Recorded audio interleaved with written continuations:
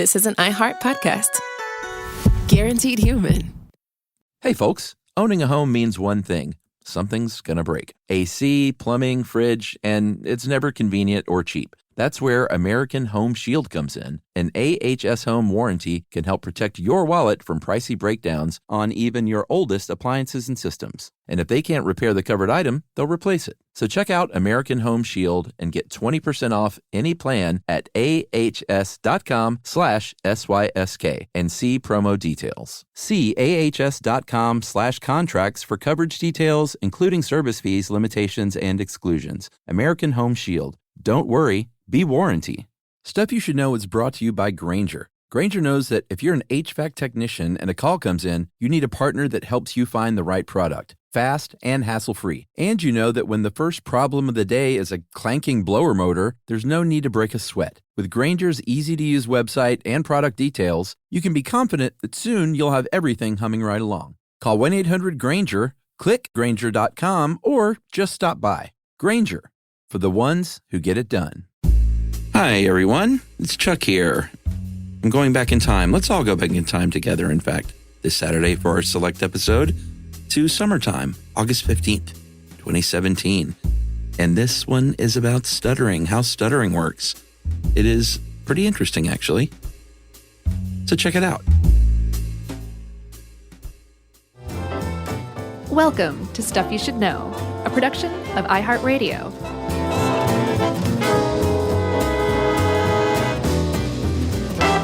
Hey, and welcome to the podcast. I'm Josh Clark. There's Charles W. Chuck Bryant, and there's Noel, our guest producer today, which means it's still Stuff You Should Know. That's right, the Jerry Free edition. Yeah. Feels weird. Yeah. She's like, I can't do this today. I'm going to the mall. She's always leaving us for the mall. I know, that's weird. Ever since we did that mall episode and she learned it was a thing. Right. You know? She's like, this sounds like my kind of place. How you doing? I'm doing pretty good. I'm been wanting to do this one for a long time. Yeah. And I think I started to research it and was like, oh, man. Maybe we went on tour or something like that. I got pulled away from it and never went back to it. So I'm glad we're doing it finally. So stuttering, if you're in North America or Australia, and stammering, if you're in the UK, perhaps? Is that how it works? I don't know. I know that stammering is what they call it in the UK. Do they call it stuttering in Australia as well? Yeah. This thing I pulled up just said, in general, it's North America and Australia say stutter. And Gotcha. UK, they say stammer, but it's the same thing. Right. It's basically, I think the way that they get around that is calling it disfluency. No one calls it that. The scientists do. I never heard that word. Sure, disfluency. So I think that's actually the clinical name for what we call stuttering or stammering, depending on where you are. Yeah, and wasn't that Colin Firth movie called The Disfluent Prince, Who Would Be King? Yep. I think that was the working title. What they call it? The King's Speech? Yeah, pretty good movie. That was cute. Cute. It was. Anytime you get Jeffrey Wright in there in an inspirational role, it's going to be a cute movie. Jeffrey Wright? Jeffrey Wright. Jeffrey Rush. Yeah, agreed. Jeffrey Wright always plays like the super smart, like kind of deep state guy. Jeffrey Wright, he was Basquiat, right? Am I thinking of the right guy? Did he play Basquiat? I think so. I don't think so. In the movie Basquiat? Yeah. Isn't that Jeffrey Wright? I don't think so. Who's Jeffrey Wright? Jeffrey Wright has been in tons of stuff. Just look him up. You'll be like, oh, that's Jeffrey Wright. Okay. This is going terribly already. No, it's great. This is basically like the podcast equivalent of stuttering. Because, Chuck, stuttering, also known as stammering, better known as disfluency, is an interrupted flow of speech. Okay? Right. But when it starts to qualify for what we would call like stuttering or stammering, it's really noticeable. It has an interrupting effect typically on the conversation or the communication that's meant to be going on, the speaking that's going on. That's on the far end of the spectrum. On the other end of the spectrum, apparently, just about everybody engages in disfluent speech. I'm particularly guilty because I say a lot, and that's a form of disfluency. And disfluency, Chuck, comes from the idea that that when you speak fluently, you're speaking in a flowing manner that is easy to follow typically and is uninterrupted. But when you start adding things like or pauses or that kind of thing, Yeah. like that, that's disfluency. And again, disfluency is a normal part of communication if it occurs about less than 10% of the time. After that, you start to get into the stuttering/stammering spectrum or side of the disfluent spectrum. Yeah, and one thing I learned, you and I both QA, quality assure, each episode, which means this is a little behind the curtain peek, but Jerry will send them back to us, and you listen to it once, and then give her any like edit notes or whatever and thoughts. Right. Yeah. And then I will listen to it, and generally I have no edit notes. And I found that I know we're both going to be so self-conscious about that. That's where I was getting to, though. I found early on when listening to these episodes of ourselves that it doesn't pay to focus on disfluency in our own language because it can drive you nuts. It really can. And so we have a conversational podcast, so we're not trying to, we're not Churchill or Henry or was it Henry the Sixth? No. Who was? It was. I don't remember. Could just Colin Firth. How about that? Yeah, we're not Colin Firth addressing the country on the airwaves, where it was very important that he come across as, had a certain fluency. But right. When it comes to stuff like this, I think people are used to the fact, like occasionally we'll get emails like, "Oh, you guys sure do say like and a lot." Right. And we're just like, our response is better luck finding a different podcast. Yeah, this is not for you. No. So anyway, I learned to not drive myself crazy with that stuff. No, but it's funny you bring that up because I was just yesterday listening to the Stockholm Syndrome episode for Stuff You Should Know Selects. Right. And I must have said like 5 times over the span of 10 words. You can't don't even listen to that. But even I noticed it. I normally I'm pretty good about tuning it out. But even I noticed it that time.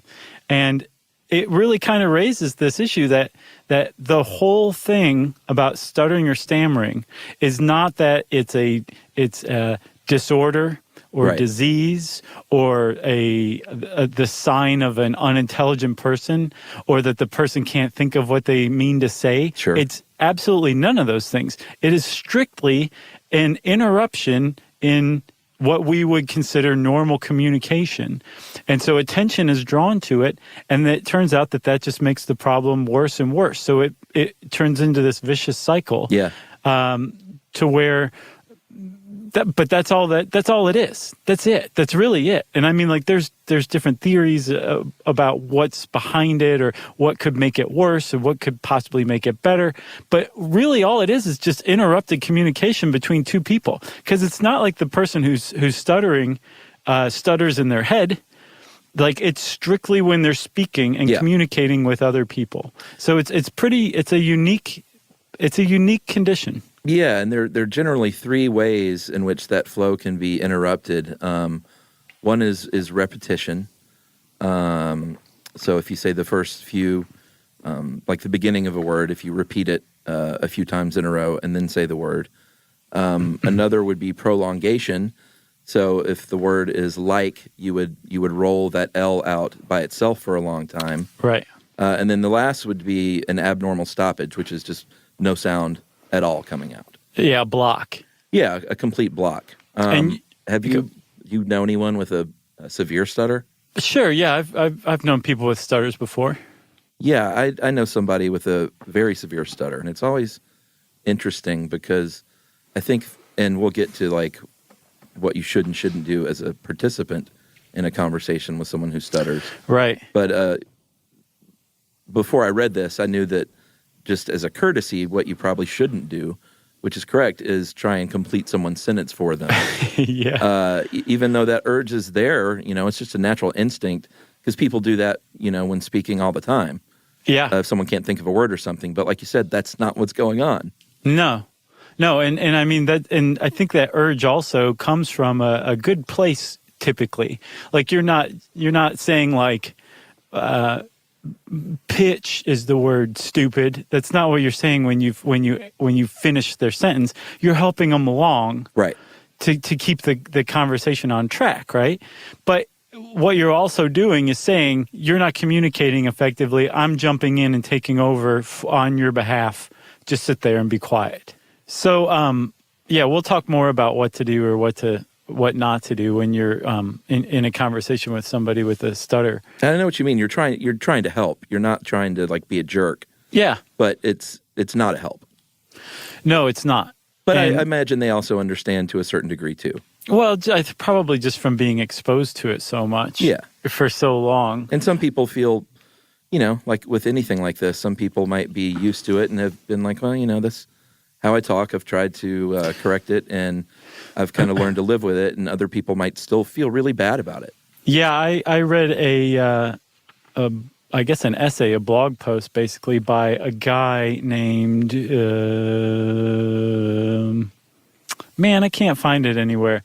Great blog post where he said, I recognize and accept my stutter. Yeah. And it was on say.org. His name was Danny Litwack, Litwack, Litwack maybe. Uh-huh. I embrace and accept my stutter. It's great. He talks about his experience with growing up with a stutter his whole life and just what a negative impact it had on him for a very long time. And I saw this elsewhere, but the first step toward either getting past your stutter or just getting over the fact that you have a stutter is accepting that you have a stutter. Yeah. And that's from what I can gather, a really big first step, because I think people recognize that they have a stutter to themselves, but there's also they take measures to protect against sharing that with other people. Right. So I read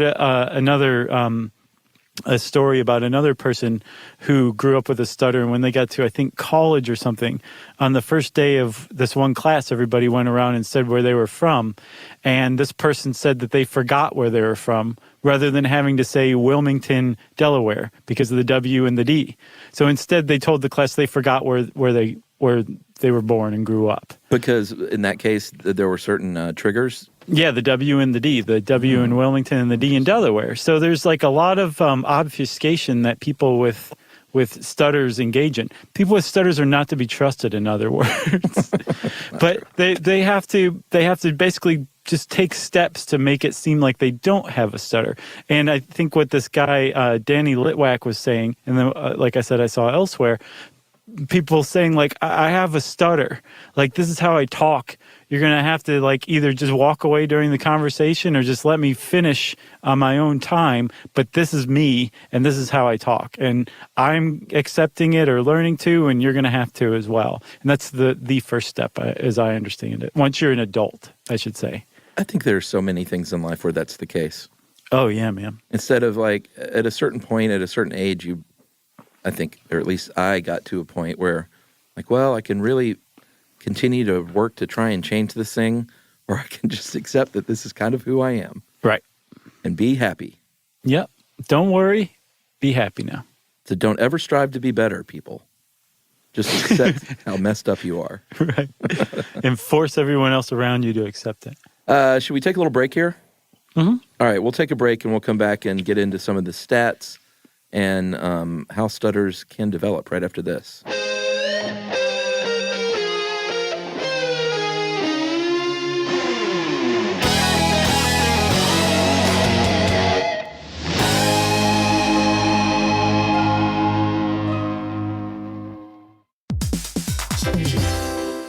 Hey everybody, we're here to talk to you about Wayfair, who believes that spaces should be functional, they should be comfortable, they should be well designed. and they can be well designed by you with their help. Your updated space should feel more comfortable, inviting, and practical for everyday use. And we're talking about outdoor seating. We're talking about grills. We're talking about major appliances. If you need storage solutions, Wayfair can help you out. Patio lighting, rugs, decor. It is your one-stop shop for home. Yeah. I mean, it's getting nice out, so it's time to think about living outdoors for the next few months. And Wayfair knows that outdoor furniture, it's heavy, it's intimidating to assemble. So Wayfair has stepped in and said, we're going to handle the hard part so you don't have to. That's right. You can shop Wayfair Verified, your shortcut to the good stuff. And that means their team of product specialists are going to vet everything by hand using a 10-point inspection, testing things like, quality materials, functionality, and features, and even how long it takes to build that piece of furniture. And the overall experience save time, reduce hassle, and improved convenience. Patio season is here, and these deals won't last. So head to wayfair.com right now to get your outdoor space ready for way less. That's WAYFAIR.com. Wayfair, every style, every home. Introducing the all-new Mazda CX-5, featuring more connection. Hey Google, where's the nearest Pilates class? Safety that has your back. More discovery on the scenic routes. More passion in the details. And more control in changing weather. The all-new Mazda CX-5. More to move every side of you. See it in 5 films at MazdaUSA.com/5sides. Google is a trademark of Google LLC. Sequences shortened and simulated. Dell PCs with Intel Inside are built for the moments that matter. For the moments you plan and the ones you don't. Built for the busy days that turn into all-night study sessions, the moment you're working from a cafe and realize every outlet's taken. Yeah, the times you're deep in your flow and the absolute last thing you need is an auto update throwing off your momentum. That's why Dell builds tech that adapts to the way you actually work. Built with a long-lasting battery so you're not scrambling for the closest outlet, and built-in intelligence that makes updates around your schedule, not in the middle of it. That's right. They don't build tech just for tech's sake. They build it for you. Find technology built for the way you work at Dell.com/Dell PCs. Built for you.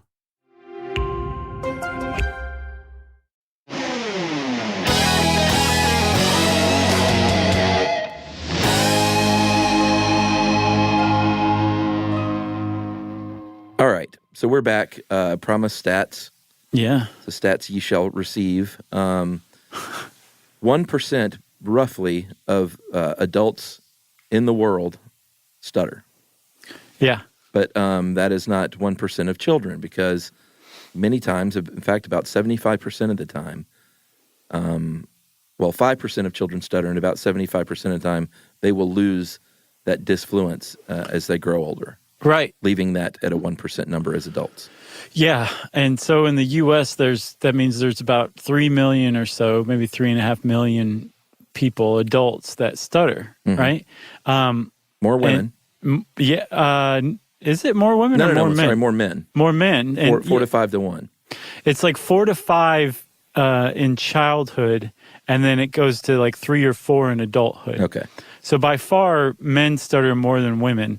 And although strangely, boys tend to naturally lose their stutter, if they're going to lose their stutter in childhood, more than girls. Yeah, and I don't think they found any rhyme or reason to that at all, right? No, man. There's like a lot of lack of understanding as far as stuttering goes. Yeah. Scientifically, socially, we just don't know that much about it, which is surprising because apparently as far back as Moses, people have been stuttering on record. Yeah, we'll tell that story later. Oh, okay. About 60, there could be a genetic basis because about 60% of people who stutter have a family member who stutters. Yeah, and I also saw that among monozygotic, also known as identical twins, if one twin stutters, there's a 90% chance that the other one does as well. Oh, interesting. But for dizygotic, like fraternal twins, there's only a 20% chance. So there's clearly a genetic basis to stuttering somehow. Right, but it's also one of those things where it can be genetic, doesn't have to be. Sometimes if you suffer a head trauma, you might develop a stutter. Right. Sometimes it's developmental. Sometimes it could be, obviously, with something like Parkinson's disease, that could be a symptom. But those are, to me, I think, probably different kinds of stuttering, but still stuttering. Right. So there's basically two main categories: developmental, which is by far the one that accounts for the most cases of stuttering. Yeah. And then the other is acquired, like you said, say from like Parkinson's, or they put you on a prescription that like suddenly is making you stutter. There's also psychogenic, which is supposedly an emotional trauma can give you a stutter. I don't know if that's just leftover lore, because apparently they used to think all stutters were the result of some psychology. Yeah. And they just say, well, no, it's possible, or some people have it, and just haven't figured out that it's not the case at all, or if there really is a small section of people who do have psychogenic stutters. But all of those would fall under acquired, and then the other one is developmental. Boy, how about that guy that took mushrooms and quit stuttering? Yeah. That's so interesting. I saw a TED Talk of his once. Oh, really? Yeah, he's like all about mushrooms saving the world. Paul Stamets? Yep. Yeah, he leads off our article on how stuff works, and he had a severe stutter, was very affected by it, kind of withdrew socially, went camping one time, took a bunch of psychedelic mushrooms and climbed a tree, got up there, decided he could not climb down, and then the storm came in and got really intense, and he said he sort of felt one with the world, which sounds about right. And eventually the storm passed. He came down, and while he was up there during this intense experience, he was like, I will not stutter anymore. And he just kept saying that, came down, and he had lost his stutter. Yeah, and apparently he didn't relapse, which is pretty unusual, I think. So he started studying mushrooms for a living. Yeah, he became a should. mycologist. Yeah. Man, and I've said this before, I'll say it again. One of the best articles I've ever read in my life was called Blood Spore. Yeah. And I think it was in Harper's. And it was about a murder in the world of mycologists. It was just so interesting. Blood Spore. Coming soon to a theater near you. I hope so. You should write the script. Yeah. So Stamets was remarkably lucky in that he just basically decided not to stutter anymore and stopped stuttering. Yeah. Apparently, the fact that he didn't relapse is probably what's most remarkable, because I think relapsing among stuttering treatments is actually pretty common. Oh, yeah. Yeah. But again, this is once you get out of childhood. It's fairly common to develop a stutter as you're a child, as you're learning to talk. And then it's equally common to lose that stutter as you age, usually within 18 months of developing the onset of the stutter. But then as you acquire this or develop this stutter, as you get older, it apparently becomes more and more set in. And that seems to be because of the plasticity of your brain when you're a kid. Yeah. It's almost like, from what I can gather, it's like if you have a stutter past a certain point, it almost gets locked into your brain as your neural pathways solidify and cement. Yeah, that makes sense. Like you learned to have a stutter after a while. Yeah. And I think they say to wait, they wait like 3 months before they even start looking into it, because that's how fleeting a stutter can be when you're a little kid. Right. So after 3 months, they'll say, all right, maybe we should start looking into this. Right. You would want to go to a speech pathologist who will be able to diagnose it. Yeah. And usually what they're looking for when you take your child who's developed a stutter to a speech pathologist is how pronounced it is. There's a guy in, I think, the late 90s named Barry Guitar. He sounds like he played, guitar for the band Boston. He knows all the chords. No, wait, that's Guitar George. Right. Sorry. What's that from? Oh, come on. Guitar George? Is that a Ray Stevens song? No, it's from Dire Straits, Sultans of Swing. Oh, gotcha. That's a good song. Yeah. It is a good song. I love it. So Barry Guitar came up with 5 levels of stuttering development, and I already referenced the first. I know his name's awesome. I just can't get over that. I already referenced the first level, which is you have less than 10% of your speech is disfluent. That's anybody walking around like that, right? Yeah. unless you're like the king of England or something. Sure. And then ironically, unless you're that one king who had a stutter. Yeah. And then it goes on from there and just it gets worse and worse. But one of the things that's attendant with these different stages of development of a stutter are like emotional problems or symptoms, like comorbid symptoms along with the stutter. So there can be things like blinking, like pursing your lips where you're frustrated, where you're angry, where you're fearful, where you're anxious, in conjunction with stuttering. And so this is the kind of thing that the speech pathologist will be looking for to kind of diagnose your kid like, no, this is just normal kid stuff, or actually this stutter's developing faster than we'd like it to, so we need to start treating it now. Well, that makes sense because dopamine, we've talked a lot about dopamine on the show, the neurotransmitter. Mm-hmm. If you have an overabundance of dopamine, we talked about in the Tourette's episode. Right. Is that one of the things that can be comorbid with stuttering? Because I know too much dopamine can lead to a stutter as well. Yeah, supposedly, so dopamine controls movement, right? Yeah. And if you have too much, it makes you have tics like Tourette's, you were saying? Well, it can. So I noticed this, that Parkinson's and dopamine are, I think they're like Parkinson's has to do with too much dopamine. Yeah. And Parkinson's is one of the ways that you could acquire neurogenically a stutter. Yeah. So that makes total sense, that there's something in your brain with dopamine transmission to where you have maybe too much of it.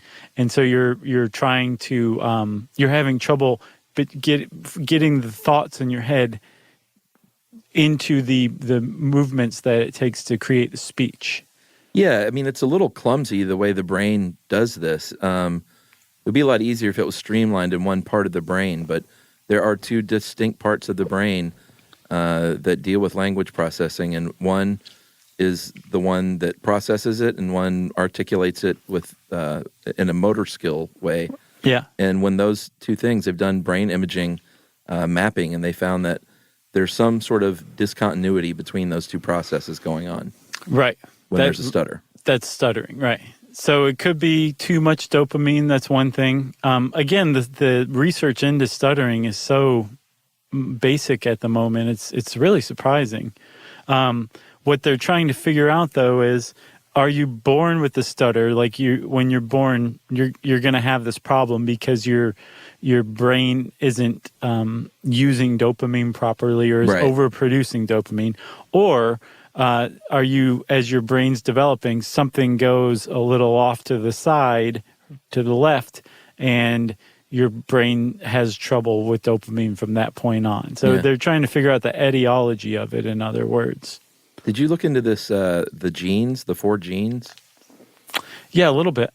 Did you find names for those? I did not. I didn't either. That is how basic the research is right now. Yeah. They're not even saying what genes they're finding. Yeah, apparently they did discover 4 different genes that are linked to these proteins, and these proteins are sort of like they're responsible for what's called cellular trafficking. So they kind of make sure that the elements of the cell end up where they need to be within that cell. Right.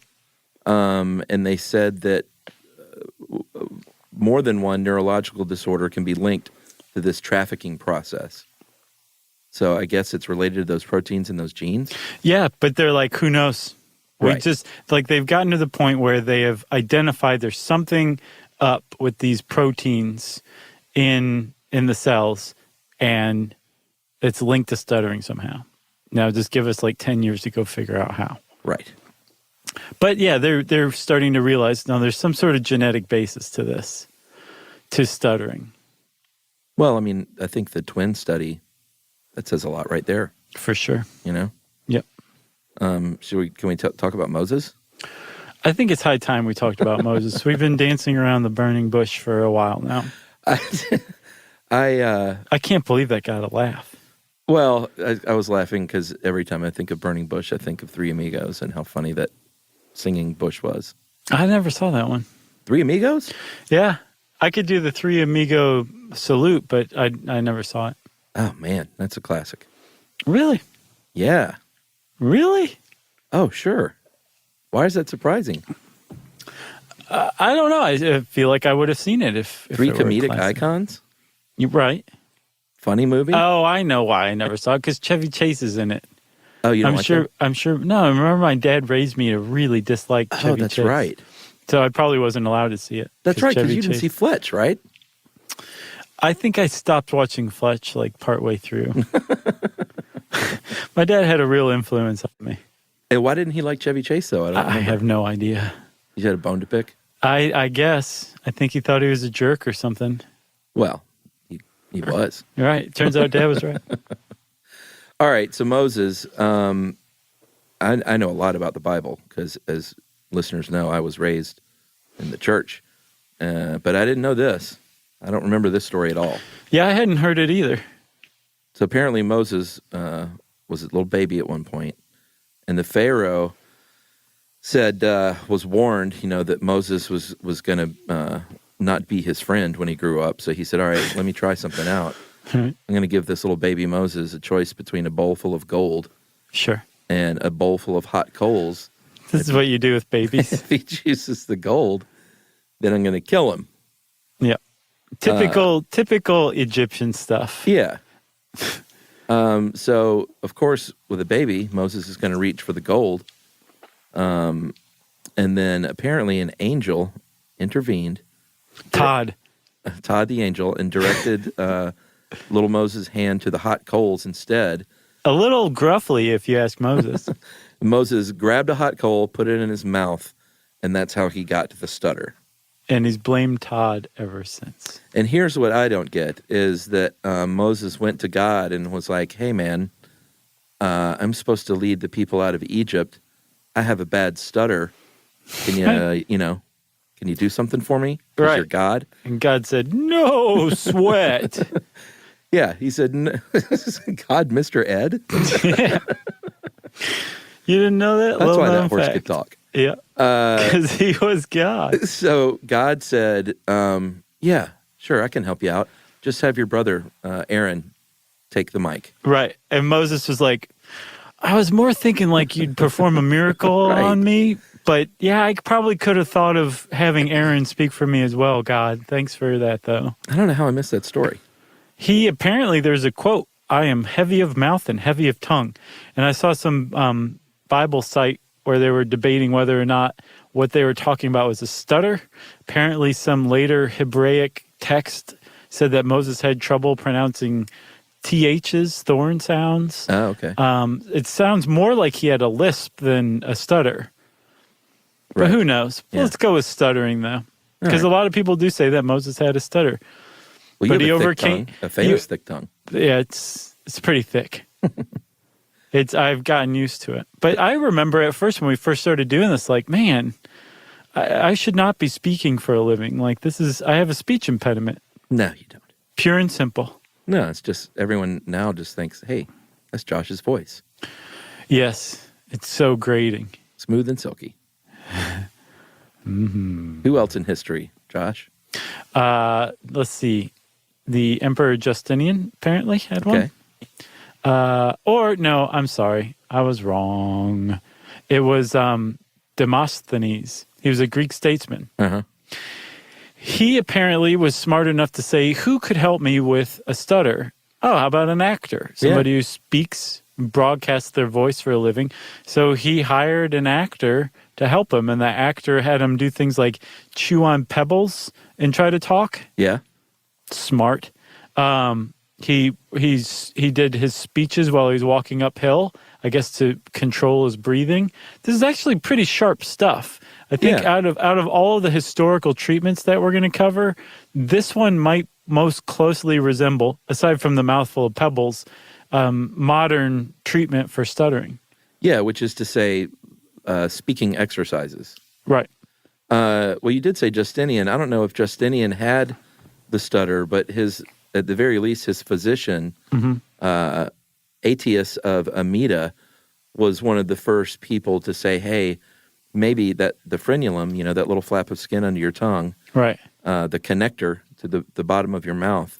Man. He was the first one that said, why don't we start slicing that thing up? No. And just the tongue in general, over the years, there have been all kinds of surgeons that tried variations of slicing the frenulum or cutting down of the tongue itself. Now, I could probably use that one by H.D. Chegouin. I'm sure that's how you say it the second way. Yeah. He basically said stuttering is a result of an oversized tongue, which I have. Let's just slice and dice a little off the sides. But none of these has worked. I know, of course it didn't work. It's just horrific. Apparently, though, at the same time, there were these surgeons who get all the press because their stuff is so horrific. But there are also other people who were kind of on the right track a little more, like Moses Mendelssohn in the 18th century.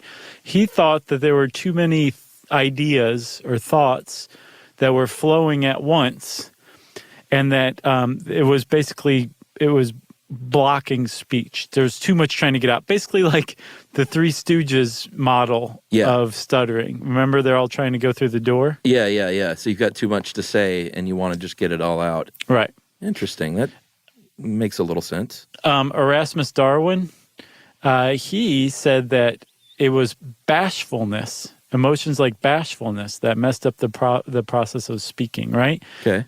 Definitely onto something there as well. And then a psychologist named Sandow said that it was brought on by either a dread of speaking or an over-eagerness to speak, kind of like what Moses Mendelssohn was saying in the latter example. So it can be brought out by two completely opposite things? Yeah. So a lot of this actually is kind of in step with our current thought about stuttering. And so either that means that these guys in the 18th century were prescient, or our understanding of stuttering is stuck in the 18th century. Right. I'm very curious to know which one it is. Shall we take a break?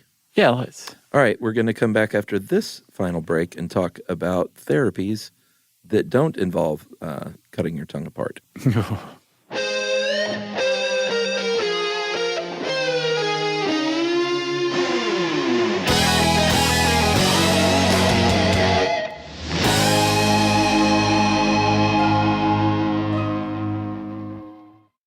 Introducing the all-new Mazda CX-5, featuring more connection, Hey Google, where's the nearest Pilates class? safety that has your back, more discovery on the scenic routes, more passion in the details, and more control in changing weather. The all-new Mazda CX-5, more to move every side of you. See it in 5 films at MazdaUSA.com/5sides. Google is a trademark of Google LLC. Sequences shortened and simulated. Dell PCs with Intel Inside are built for the moments that matter, for the moments you plan and the ones you don't. Built for the busy days that turn into all-night study sessions, the moment you're working from a cafe and realize every outlet's taken. Yeah, the times you're deep in your flow and the absolute last thing you need is an auto update throwing off your momentum. That's why Dell builds tech that adapts to the way you actually work. Built with a long-lasting battery so you're not scrambling for the closest outlet, and built-in intelligence that makes updates around your schedule, not in the middle of it. That's right. They don't build tech just for tech's sake. They build it for you. Find technology built for the way you work at Dell.com/Dell PCs. Built for you. Everyone knows winter is the real mess maker. You don't need WeatherTech floor liners for summer unless you hit the beach and half the beach ends up back in your car, or the campsite dirt ends up in your trunk. Then you'd want a cargo liner, or a road trip goes sideways, lemonade spills, ketchup goes rogue, ice cream drips. Yeah, you'd be pretty happy about those WeatherTech seat protectors. So just to be clear, as the mud you're inevitably going to step in this summer, you don't need WeatherTech unless you plan on doing summer. Visit WeatherTech.com today.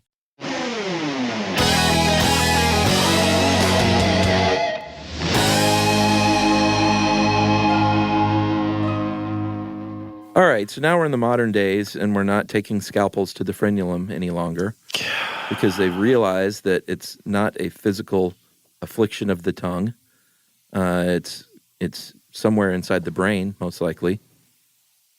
Yes. And they have a lot of recommendations for when a child starts to stutter and it sticks. And you found some other tips, too, which are great for parents. And kind of one of the main ones is give your kid plenty of room to talk, plenty of time to talk. Make sure they express themselves fully, because one of the side effects of having a stutter is your child may just end up retreating and being super quiet. Yeah. I got from these tips for parents that there's kind of this maybe not fully spoken idea that you can actually cement your child's stutter if you handle it poorly. Yeah. When they start to develop it. Which knowing that, it just makes you even more tense about dealing with it correctly, I would guess, which could make the whole process even harder. But there are some pretty brainless things to do. This one almost killed me when I saw it, Chuck. The site, I think Kids Health is where I got this one. But it said, maintain natural eye contact with your child. Try not to look away or show signs of being upset. Yeah. Just break the arrow off in my heart. Yeah, that's pretty sad. Like, don't look away in disgust when your child is stuttering. You monster. Go look in the mirror and take a bamboo shoot and put it underneath your fingernail and think about what you've done. Another good one is, this feels like something that would be easy to do because it seems well-intentioned to say, like, slow down, son. Take your time. Take a deep breath. Right. They say to not do that. Yeah. Because, might make things worse. Yeah, because what you're doing then is you're drawing attention to the idea that your child is not speaking correctly, and rather than just apparently letting them communicate at their own pace, right? Yeah. There's also seems to be a suggestion that your kid has learned to stutter because they're trying to get too much out at once. Yeah. And they may have picked that up from you. If you have like a rush pace in your household, one of the things that they suggest is to just kind of slow things down at home. Mm-hmm. And in addition to like schedule wise and like just taking time and just like letting everybody breathe maybe a little more than you guys are. Also speaking more slowly, not just to your kid, but also to other people when your kid's around. Yeah. Speaking slowly, setting an example. It's called modeling your own speech so that your kid feels like they don't have to blurt everything out at once to get their point across. They're going to be heard no matter how long it takes. You're going to sit there and just listen to them speak. Yeah, and really listen. Another thing that seems like a no-brainer, but really just try and focus on what they're saying and not the fact that they're stuttering those words out. But, when your kid tells you a story about something that happened at school, right? Don't concentrate or even bring attention to the fact that it's being said with a stutter. Right. But just take in their story, and if it takes a little while longer, then just respond accordingly. Yeah, and in that same vein, like, don't tell your kid to stop and start over when they start stuttering. Yeah. Like they have to get the sentence just perfect or else you're not going to hear them out. And don't tell them to think before speaking. That's not helping anything at all. Be honest. Yeah. Like, don't try and mask it and say that, oh, well, you don't have a stutter. Like, this is just, you're just in a hurry or something. Like, they just say to be really honest and say, you know what, you have a stutter, and it's a disfluence, and it's nothing to worry about. And if you'd like, maybe we can talk to someone that can do some exercises with you.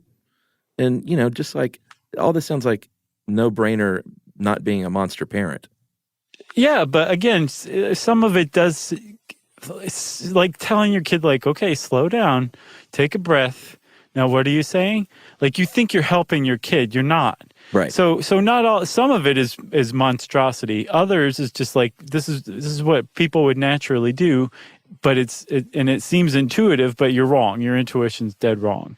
Just let your kid talk and listen to what they're saying, not how they're saying it. Right. And apparently, this is good advice. Wow, that took me a second to get out. Thank you, though, Chuck, for patiently hearing it. Then. Sure. This is good advice to helping your kid just naturally shed the stutter, right. The developmental stutter, we should say. All of this we've been talking about is dealing with a developmental stutter. Although a lot of it just applies to people with with adult stutters out in the real world as well. Like Sure. you can take just about all of this and apply it to a business conversation. If you have a coworker who has a stutter, Yeah. like don't look away in disgust. There's good advice right there all throughout your life when you're watching or listening to somebody with a stutter. Yeah, I mean, maybe don't do that at all unless Right. it's just a real jerk. Yeah. You know, Yeah. life advice. But it's a good point. Is if you're sitting there and you don't look like you're hurrying somebody with the stutter along, you're just engaged. You're into the conversation no matter how long it takes. I can't imagine how much that must help. And one thing that we didn't really, I think, point out that bears pointing out is that people who stutter do not necessarily stutter in the same frequency throughout like their day. Right, yeah. There's definitely situations that are going to make the stutter way more pronounced. They're almost exclusively associated with higher anxiety situations. Yeah. I think the National Stuttering Association says that the number one situation where a stutter is going to be about as bad as it gets is during a job interview. And so employers, please don't think that this is how this person talks. This is probably as bad as their stutter gets. However, they're stuttering in the job interview. So if they're, say, at home and they're just talking to their wife or their kid or something, the stutter's probably going to be far less pronounced than it would be if they were having to give a speech at their friend's wedding, you know? Yeah, and I found that with this person, Emily and I know that it can vary a lot within a conversation. It's a very severe stutter, and then they will say like a couple of sentences straight through with nothing, and then I think, oh man, like it catches me off guard because I'm so used to the stutter, and I think, well, you know, that's super interesting to me. You just like blurted out a couple of 2 or 3 long sentences with zero stutter or stammer. Well, it's the same thing. I know, but they're fun to say together, aren't they? They are. I don't know. I just find it really fascinating. You know, speech pathology can come a long way. I know that there are, it's funny. I looked up online about curing stuttering, and of course there is no like patented cure, but Tony Robbins, after listening to or recording our motivational speaker thing, I saw a video. I didn't even watch it. I just saw the title. It said, Tony Robbins cures a man of a stutter in 7 minutes. Right. So I was like, oh, come on. Yeah. Yeah, I didn't see anything that said stuttering cures. There's basically none. Yeah, I didn't have time to look into this new device, though. Did you? Yeah, a little bit. It seems pretty untested as far as real-world application goes, but it makes sense intuitively. And apparently it does help in a clinical setting. So basically it's like a hearing aid. Right. But it changes the person who's speaking's voice. And a little bit. Does it replay it? Yeah. Out loud for everybody? No, just for the person in their ear, right? Oh, because okay. one of the ways that somebody who stutters will be able to talk perfectly well is speaking in unison or singing. Oh, okay. So like you can be sitting there talking to somebody just one-on-one and your stutter could be quite severe, but then if you and the person agree to sing together, you may not stutter at all the whole time you're singing. And I have no one has any idea why that's the case. They just know, and this device is based on that when we're talking in unison, or someone who has a stutter is talking in unison with somebody else, their stutter tends to go away. So what this does is it creates an echo. There's a bit of a lag with their own voice, so they feel like they're talking in unison with themselves. So it helps the stutter, again, at least in a clinical setting. I don't know if it would just be too distracting in a conversation or what, but I got the impression that they haven't tested it fully or proven it fully outside of the lab. Well, the singing makes sense because remember Mel Tillis? The name sounds familiar. He was a country singer who had a really pronounced stutter, kind of around like the 50s, 60s, and 70s. 70s is when he was biggest, but you know, he was on like Hee Haw and stuff, Grand Ole Opry, singing like a bird, and then had a tough stutter when he was talking to the audience, and that's what he was known for. Oh, yeah? Yeah, it was like, it was obviously wasn't an act, but that was kind it of was thing. his shtick. Yeah. Speaking of, so another famous stutterer, Chuck, are we there? Oh, yeah. Porky Pig. Yeah, yeah. So I was looking up Porky Pig, right? Because, that's an unusual choice to have a cartoon character who stutters. Uh-huh. And it turns out that Porky Pig has a stutter because the guy who originally did Porky Pig, Joe Doherty, had a stutter in real life. Oh, really? Yeah, pretty sweet, huh? Pretty heartwarming. Well, wait, there's more. Yeah? He did Porky Pig for the first 2 years, and then they fired him because he kept missing the cues because of his stutter. And they brought in a guy who didn't have a stutter to do Porky Pig from that point on. But he did it with a stutter. Yeah. Because it was established. Right. Well, that's cruddy. Isn't that sad? That is sad. Yeah. Except Porky Pig's trick was to go to a different word. Yeah, which is a joke. fairly common technique, though. Yeah, I imagine so. Yep. Like if you get hung up on something, just say something else that means the same thing. Yeah, that's a good one. Or I think people will say, I can't remember. And just act like they can't remember the word when they know full well what word they're going for. They just can't say it. Right. So they just pretend like they couldn't, or they forgot what they were talking about. Should we name off some of these other famous stutterers? Because I think if you're an adult stutterer, you probably know these people. Sure. You may have looked it up to feel a kinship. But maybe if you're a little kid out there, it might make you feel better to know that Darth Vader himself, James Earl Jones, was a stutterer. Yeah, big time. Emily Blunt. Yep. She's terrific. Mm-hmm. Samuel Jackson. Surprising right there. Yeah, because the F-bombs flow from his mouth. Yeah. Like he was born with that talent. Right. Who else from Pulp Fiction? Harvey Keitel? Yeah. I can't see Harvey Keitel stuttering. No. And I guess all of these people just went through speech therapy, huh? I would guess so, or else they all took mushrooms. Because it doesn't say whether or not they were like stuttered as a child or when they overcame it. Yeah. But Nicole Kidman. Albert Einstein. Oh, really? Mm-hmm. Carly Simon. And you said Winston Churchill earlier, too. He had a stutter as well. Yeah. Bruce Willis. Yeah, that's Shaquille? surprising, too. Huh. Shaq?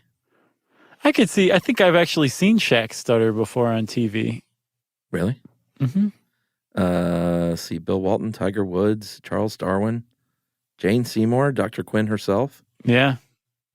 Joe Biden, who will hopefully run for president. Right? He overcame his stutter. Yep. Well, all of them did, which is great. But at the same time, there are people out there who have accepted that they have a stutter. They probably spent a lot of time and money trying to get rid of it, and it hasn't gone anywhere. So they've kind of embraced it. So, I mean, if you've gotten rid of your stutter and you've overcome it, that's great.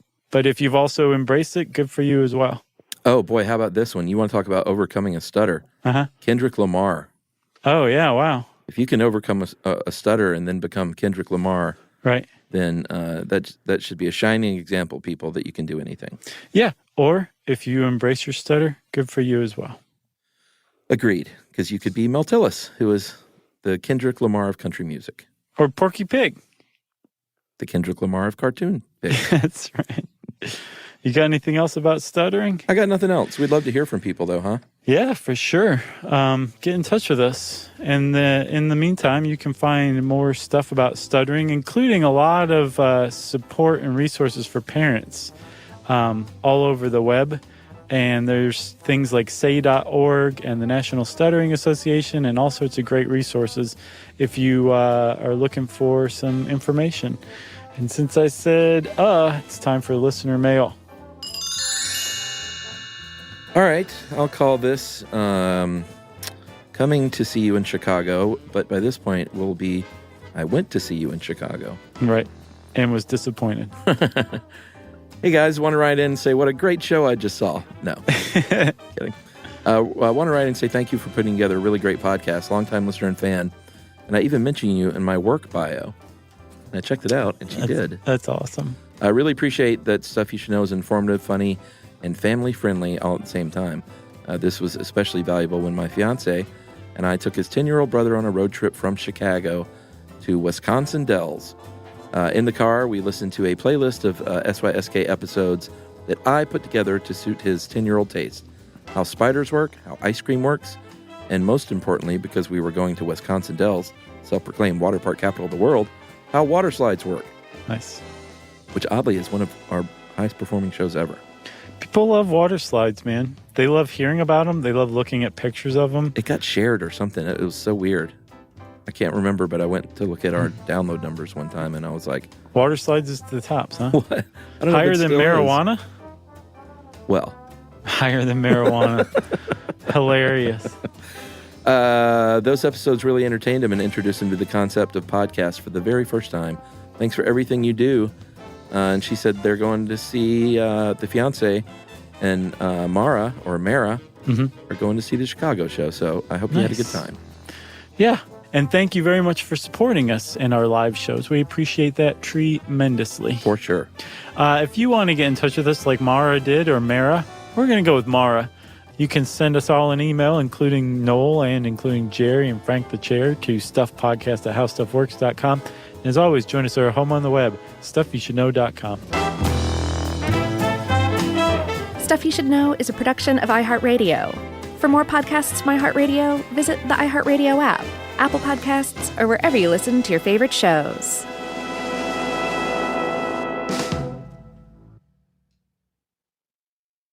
Geico presents a 30-second podcast between your podcast.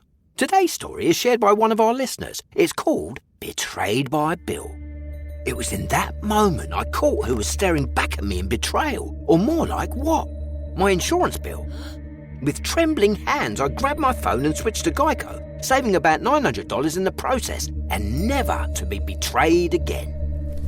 Now that was bloody riveting. It feels good when the story ends with savings. It feels good to Geico. You know, you could be adored by everyone and still completely ignored by your cat. Trust me, I know. But if you feed your cat Sheba, you can go from being ignored to truly adored in 12 days guaranteed or your money back. Sheba has a full menu of products, appetizers, entrees, treats, even a kitten's menu. It's so cute. So Sheba has a product for even the pickiest eater. Like Sheba Puree, it's made with bone broth, their chef-inspired flavors. It's got a smooth and creamy texture that cats love and contains no corn, wheat, soy, or artificial flavors. It's food that your cat's gonna love. To learn more, check out Sheba.com. That's SHEBA.com. Service opens doors, and at American Military University, it can open doors for the whole family. If you have a loved one who served in the military, you may qualify for reduced tuition. AMU offers flexible online programs designed to fit your schedule, so you can keep moving forward wherever life takes you. Learn more at amu.apus.edu/military. Open doors to the future for you and your family with the help of American Military University. This is an iHeart podcast. Guaranteed Human.